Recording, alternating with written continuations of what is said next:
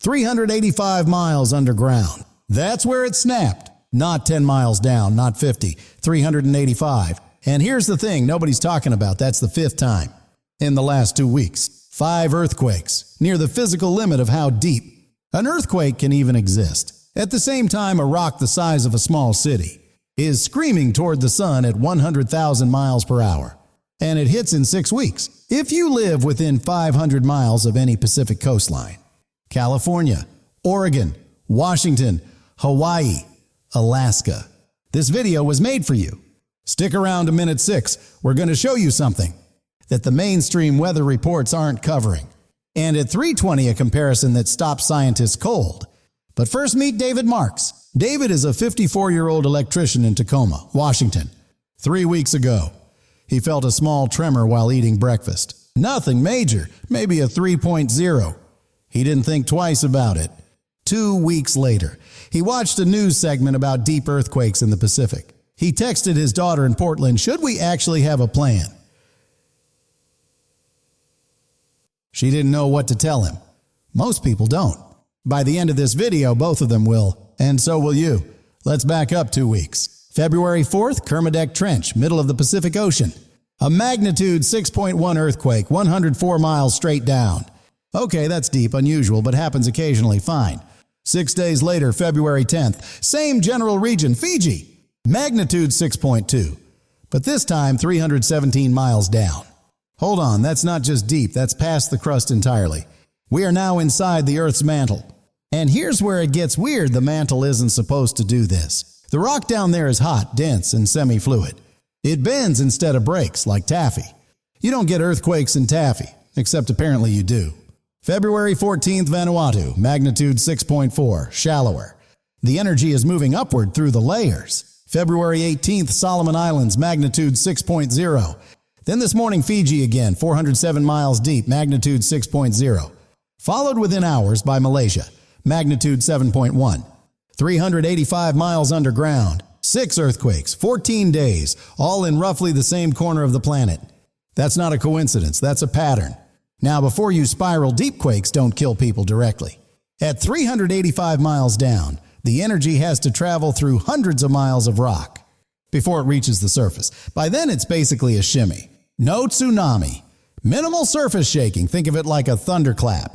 6 miles away versus 6 blocks away. So why does it matter? Because of what historically comes next. And that's at 3:20. Don't skip. Real quick, let's talk about this region, because it's genuinely bizarre geology.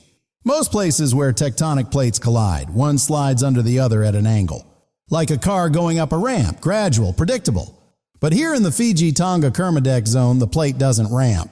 It curls, then drops straight down like an elevator with a cut cable.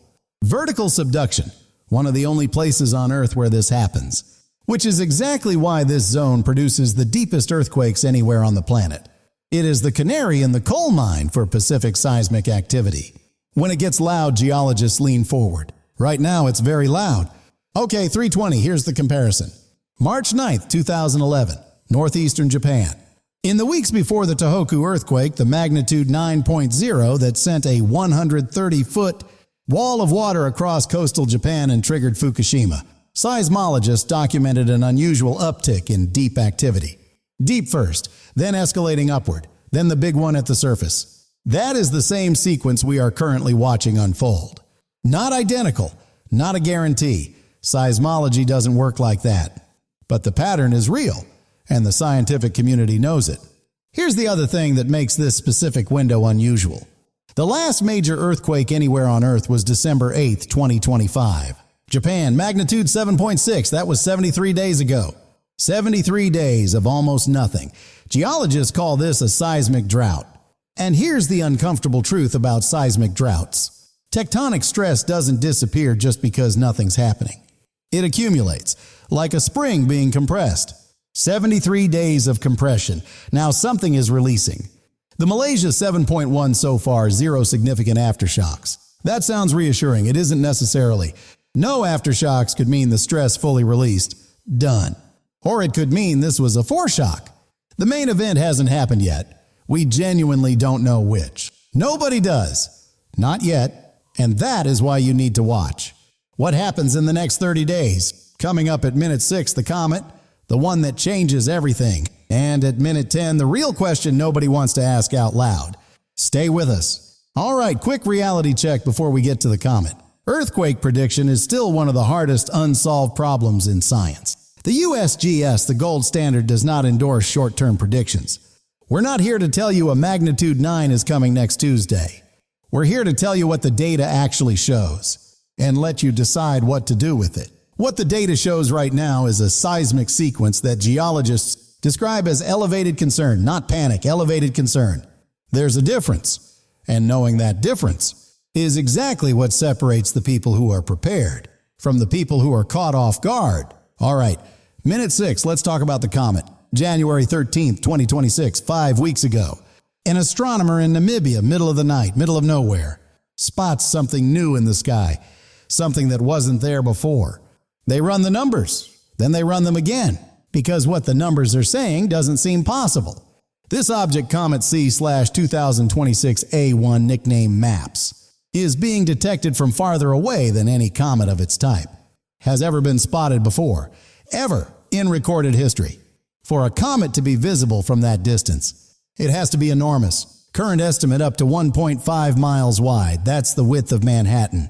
A 1.5 mile wide chunk of rock and ice moving at 100,000 miles per hour on a direct path toward the sun, April 4th, 6 weeks from now. And here's the fork in the road. Two things can happen. Option 1, MAPS hits the sun. We've seen this before with smaller comets. A comet impact on the solar surface can trigger a coronal mass ejection, a billion-ton wave of plasma launched into space. If it's aimed at Earth, it travels at 3 million miles per hour. Arrival time 18 hours. What it does when it gets here depends on the size. The 1989 Quebec event, ACME, knocked out power for 6 million people for 9 hours in the middle of winter. A stronger version hits GPS satellites, disrupts aviation, takes down grid infrastructure. The 1859 Carrington event, the largest CME in recorded history, set telegraph wires on fire across North America. If that happened today, we're talking about a modern civilization that runs entirely on electronics. Think about that. But here's the twist. Option 2 might actually be more wild. Option 2, MAPS doesn't hit. MAPS survives perihelion and becomes the brightest object in the sky since 1965, visible with the naked eye in broad daylight. From your front yard, you think that sounds like hype. Let's look at the numbers. Coming up minute 10, the historical comparison. This is the chart that stopped astronomers mid-sentence. But first, why this comet is genuinely different from the last one that got everyone excited and then completely bombed. Remember Comet Ice in 2013? Comet of the century, they said. It made it to perihelion and then just dissolved. Nothing. Gone. Complete dud. Astronomers were embarrassed. And then in 2024, Comet Atlas. Same family as MAPS, actually. Same sungrazer type. Hyped, fell short, faded out. So why should MAPS be different one-word size? ISON was maybe a third of a mile wide. MAPS is estimated at 1.5 miles. That's not a little bigger. That's 25 times more mass. More mass means more gravity. More gravity means it holds itself together as solar radiation tries to rip it apart. Think of it this way. ISON was a snowball thrown into a campfire. MAPS is a boulder. The boulder comes through. And here's the other thing, the light curve is behaving differently. Mid-February readings put MAPS at magnitude 14 invisible to naked eye. But the rate it's brightening, it's tracking the optimistic projections, not the pessimistic ones. That matters. So, let's put magnitude in plain English. Venus, the brightest planet, maxes out at minus 4.4, bright enough to cast shadows at night. The full moon is minus 12, the sun is minus 26. Best case scenario for MAPS scientists are projecting minus 3 or better. That puts it in the same visual territory as Venus, but as a streak across the sky, with a tail stretching potentially 30 degrees. That's the width of 3 of your fists held at arm's length in the daytime sky. Look, we have to be straight with you about something right now. This is not guaranteed. Comets are the most unpredictable objects in all of astronomy. Veteran astronomers will tell you, comets are like cats. They do what they want. MAPS could brighten as projected and become a generational event. Or it could suddenly go quiet fragment before perihelion and leave us with nothing. That's the honest answer. We'll know more by late March. Until then, the data is good. Better than it's been for any comet in 60 years. Minute 10. Here's the chart that stopped people cold. Every sun grazer on record lined up by how bright they got. 1882, the Great September Comet. People saw it next to the sun at noon. Magnitude -3. Sailors used it to navigate at night. 1965. Ikea Seki. Magnitude -10. Fishermen in the middle of the Pacific looked up and saw a second sun. That's what magnitude -10 looks like, brighter than the full moon. 2011 Lovejoy. Survived when nobody thought it would. Reached magnitude 3. Photographed from the space station. 2024 Atlas. Same family as MAPS. Hyped. Magnitude 5 or 6. Bombed. And now MAPS. Detected farther out than all of them. Larger than all of them. Current light curve tracking. Right into the Ikea Seki range. Possibly beyond. That's not spin. That's the chart. The dots don't lie. Now here's the question nobody in mainstream media wants to actually ask. Is there a connection between what's happening in the Earth and what's about to happen near the sun? Here's the honest science on this. The mainstream view unproven. No clear mechanism has been peer-reviewed and accepted. But here's what ICE peer-reviewed, and this part gets glossed over. We are currently at solar maximum. Solar cycle 25 peaked in late 2024. The sun is throwing out more X-class flares right now than at any point in the last decade. Multiple published studies, not fringe research, actual journals, have found statistical correlations between geomagnetic storms from CMEs and measurable upticks in seismic activity. The theory being tested. Electromagnetic forces from solar events may affect the viscosity of the upper mantle, the exact zone where these deep quakes are originating from. Is that proven? No. Is it being actively studied? Yes. Are we currently seeing both happening simultaneously? Yes. Objectively, yes. What we're not going to do is connect those dots for you. That's not our job. Our job is to make sure you have the full picture, and you just got it. Don't skip the next section because this is where we get practical. Real things, real actions, not the FEMA pamphlet stuff you've heard 100 times and ignored. Actual intel. Here's the insider stuff most people miss. USGS has a free text alert service. Any quake above M2.5 within 100 miles of you. Earthquake.usgs.gov. 5 minutes to set up. NOAA's Space Weather Center free CME alerts. 18 hours warning before impact. Enough time to charge devices. Get cash, fill your tank. Spaceweather.gov. For the Comet, NASA, JPL Horizons. Real data, not social media, not thumbnails. Now, if you're in the Pacific Northwest, David Marks territory, here's the one thing worth knowing that goes beyond earthquake kits. The Cascadia subduction zone, the fault running 700 miles. From Northern California to British Columbia last fully ruptured in 1700. 325 years ago, the average recurrence interval between full ruptures is 243 years. You do the math. The current Pacific seismic activity doesn't directly trigger Cascadia, but it is a reminder that the entire Pacific Rim is seismically awake right now, and Cascadia, when it goes, will generate a 9.0 or higher. FEMA projects it will be the worst natural disaster in modern North American history. 9 million people in the impact zone. That video, the full deep dive on Cascadia, is coming next. We're going to tell you what the science actually says, not what makes a better thumbnail about when and how bad. If you live anywhere from Sacramento to Seattle, that video is not optional. More on that in a minute. Back to the comet because we need to tell you where and when to look. Right now, February through mid-March, MAPS is only visible from the southern hemisphere.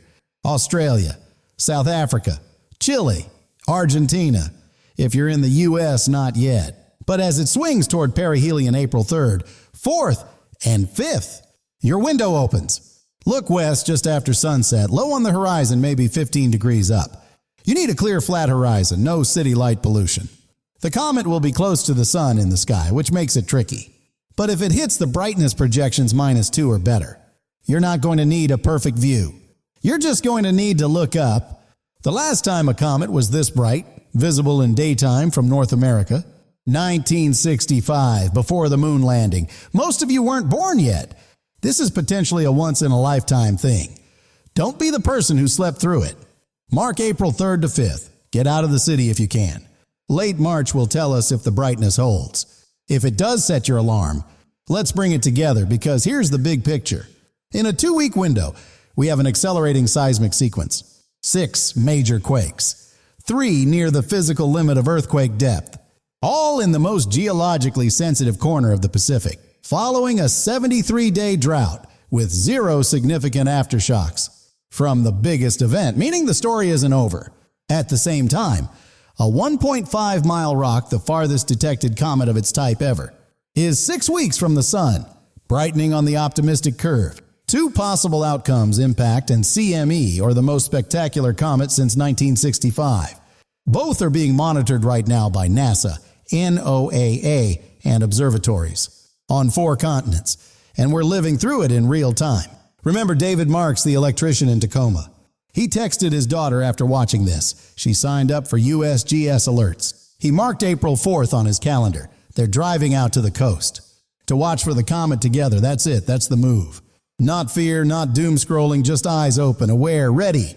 The people who regret April 2026 will be the ones who weren't looking.